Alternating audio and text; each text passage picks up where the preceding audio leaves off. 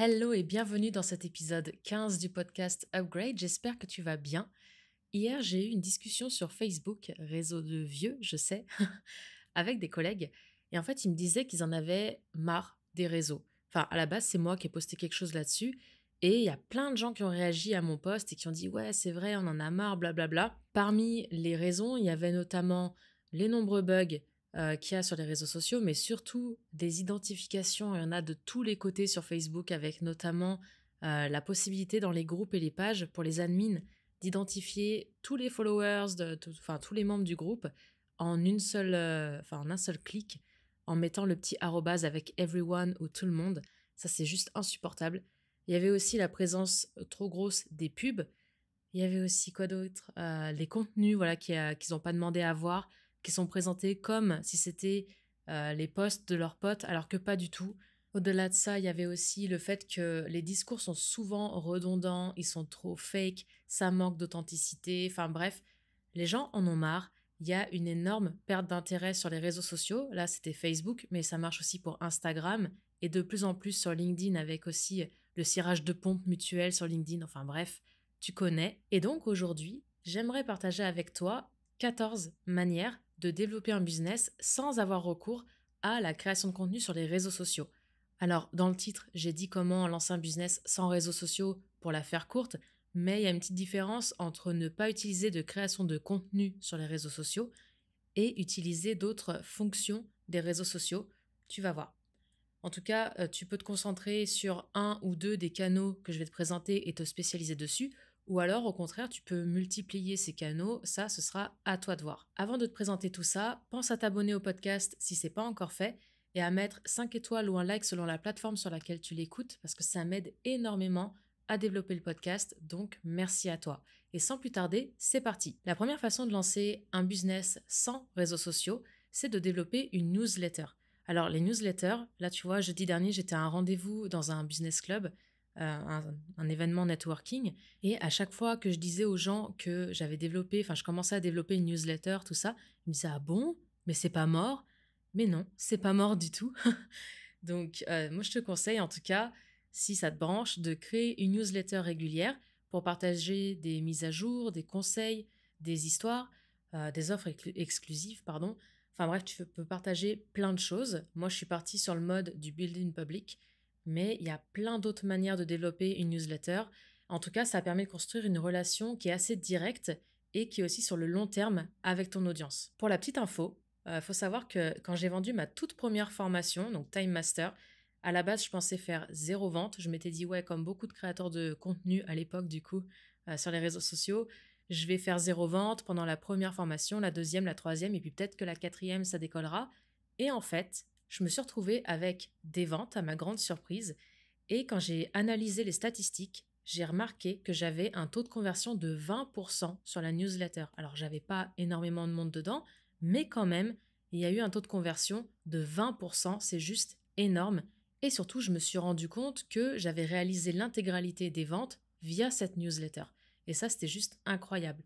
Dans les personnes qui avaient fait l'achat de ma première formation, il y avait seulement une seule personne qui m'avait connue via Instagram, mais la vente a elle aussi été réalisée via la newsletter. Donc vraiment, ce canal, le premier que je te présente, à mon sens, c'est l'un des plus puissants de ceux que je vais te présenter aujourd'hui. Le deuxième canal, ce sera tout simplement le podcast. Tu peux lancer un podcast où tu vas discuter de sujets qui sont pertinents dans ton domaine. Tu peux aussi interviewer des experts, tu peux partager des études de cas, etc.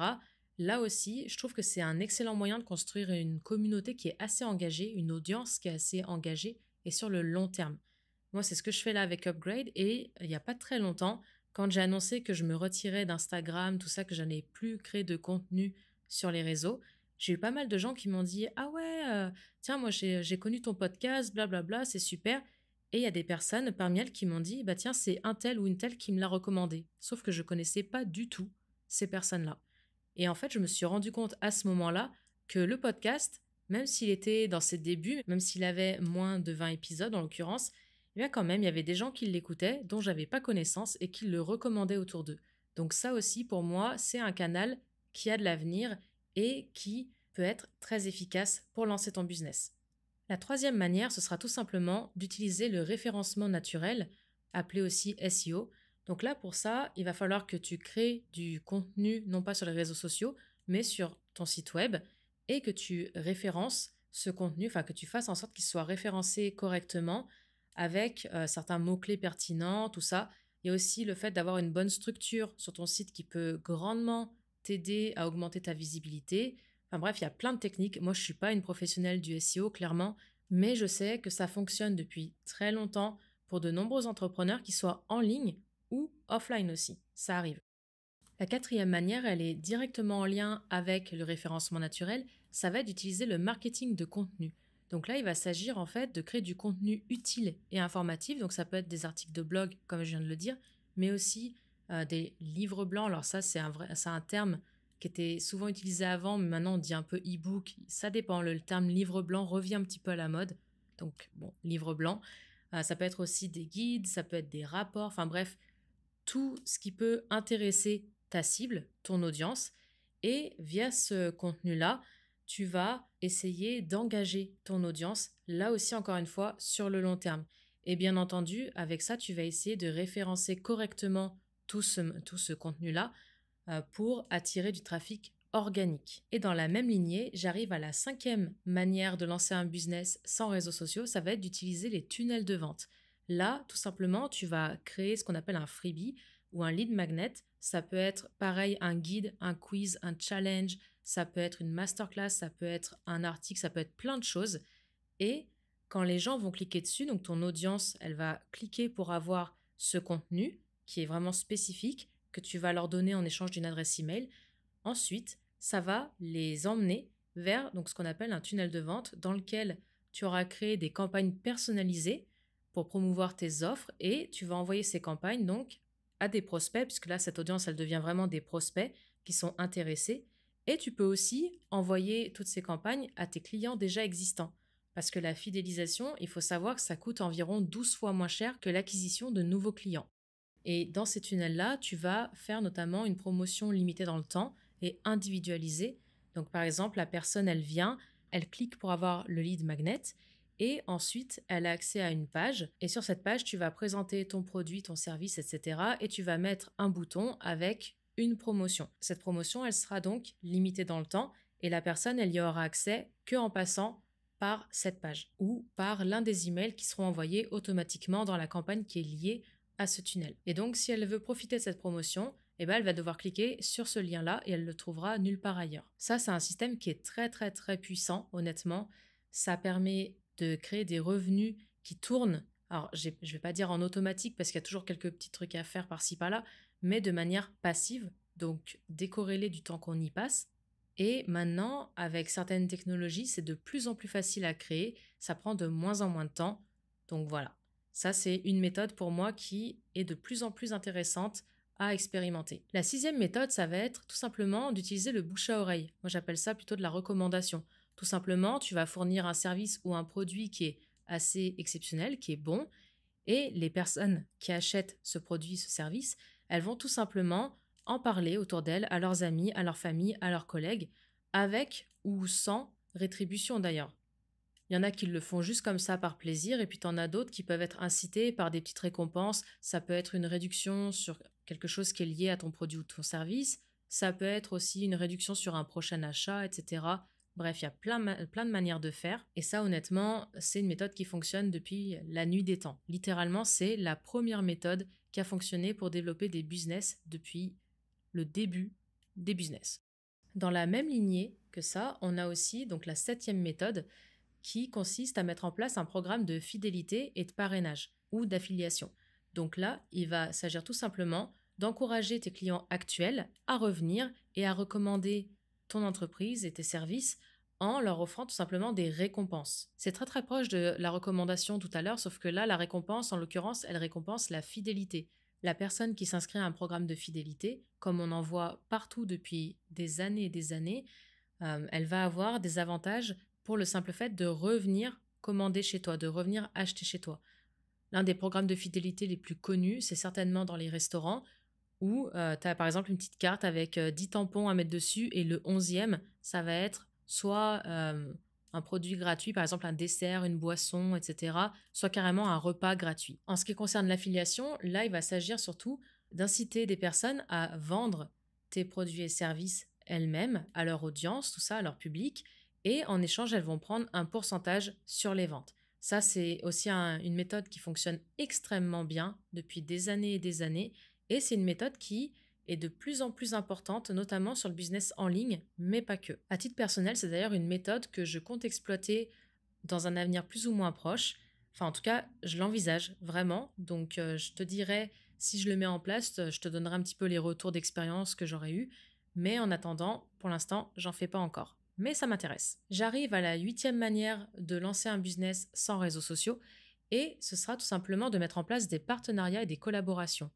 Là, tout simplement, tu vas aller collaborer avec d'autres entreprises, d'autres entrepreneurs, voire même pourquoi pas des influenceurs, dans des domaines qui sont complémentaires aux tiens pour élargir ta portée.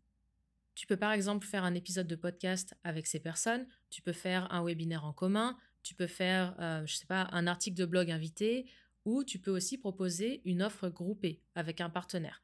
Donc là aussi, c'est très intéressant parce que tout simplement, tu vas pouvoir profiter de l'audience du partenaire et vice-versa. Le partenaire va aussi pouvoir profiter de ton audience. Donc c'est vraiment un modèle qui, à mon sens, est gagnant-gagnant et c'est très intéressant à mettre en place. Là aussi, c'est un modèle qui se voit de plus en plus actuellement et je pense que des modèles gagnant-gagnant comme ça sont vraiment des modèles qui ont de l'avenir. La 9e méthode que je vais te présenter, c'est tout simplement le réseautage, le networking.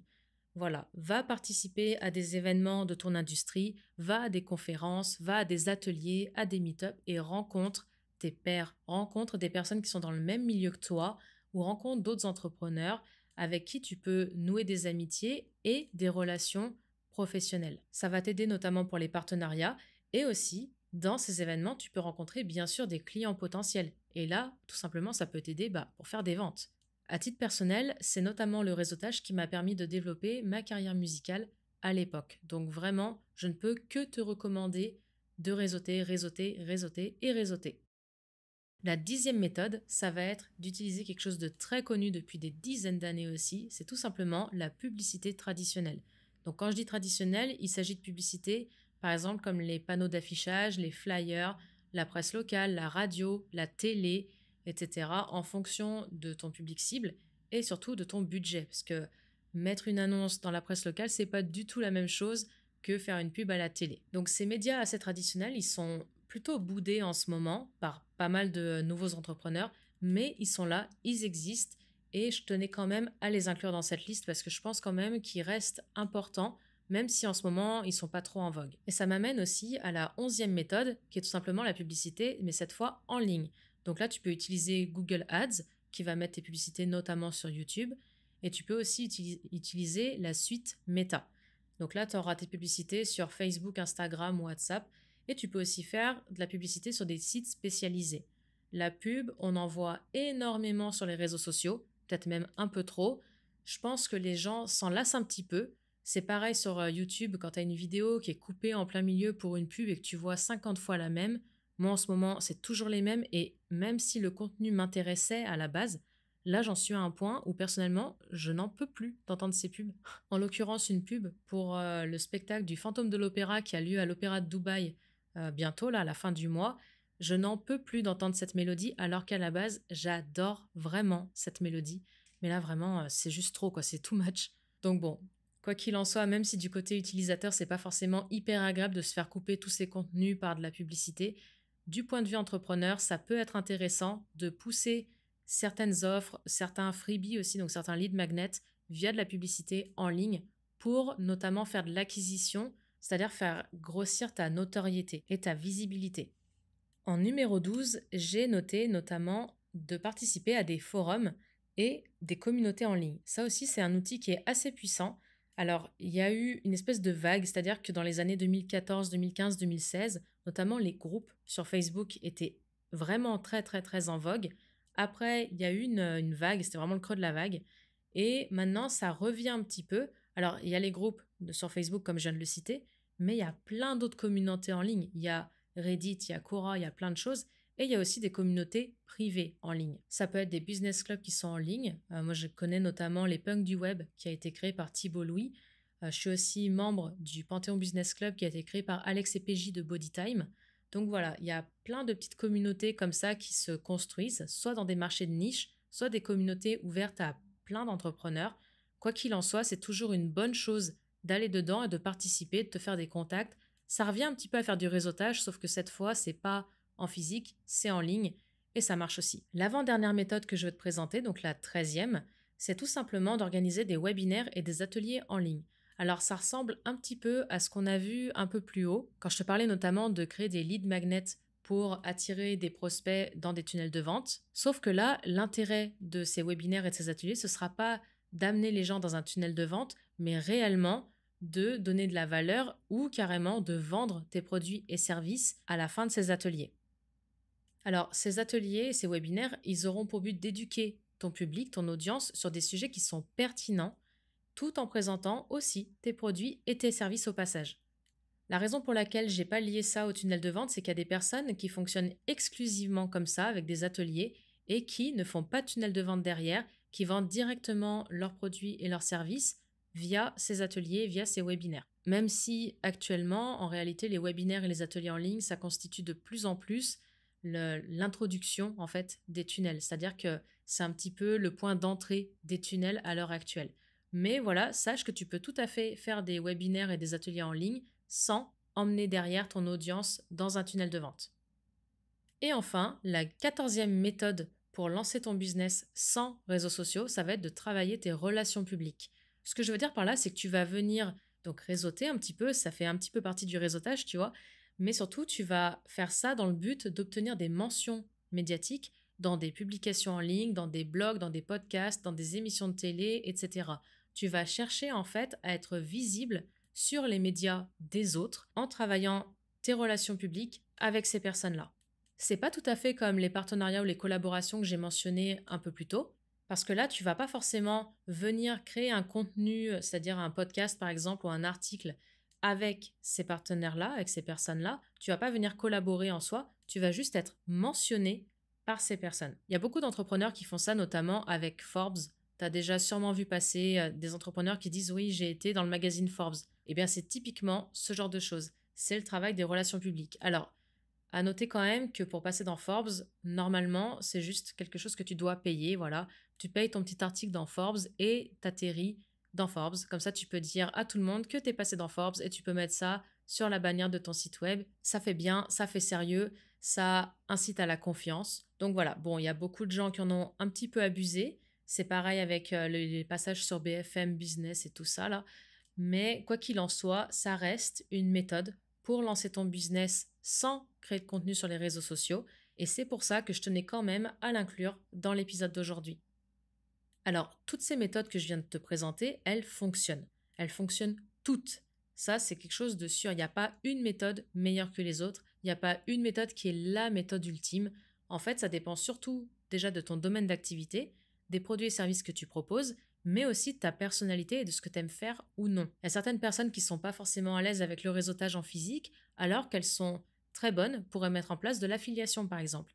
T'en as d'autres qui aiment créer des pubs courtes et super impactantes, alors que t'en as d'autres qui préfèrent s'exprimer à travers de longs articles de blog bien référencés. Bref, dans tous les cas, ça marche et c'est à toi de trouver ce qui fonctionne pour toi. Dans le prochain épisode, on parlera de l'écosystème des side business. Ça va être super intéressant. En attendant, je te laisse mettre un like ou 5 étoiles, je sais, je te l'ai déjà dit, mais je le répète, et partager l'épisode à des personnes de ton entourage que ça peut intéresser. Et je te retrouve la semaine prochaine. Très belle journée à toi.